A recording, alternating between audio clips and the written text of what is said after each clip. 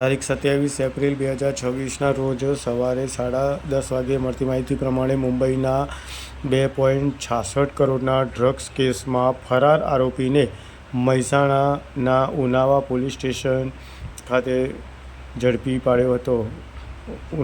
મહેસાણાની ઉનાવા પોલીસે ઝડપી પાડ્યો.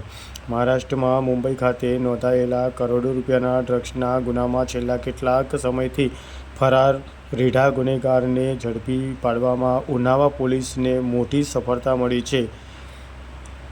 નયા નગર પોલીસ સ્ટેશનમાં નોંધાયેલા 2.66 કરોડ રૂપિયાના એમડી ડ્રગ્સના કેસમાં સંડોવાયેલા આ આરોપી ઉનાવાની એક હોટલમાં છુપાયો હોવાની બાતમીના આધારે પોલીસે આ ઓપરેશન પાર પાડ્યું હતું.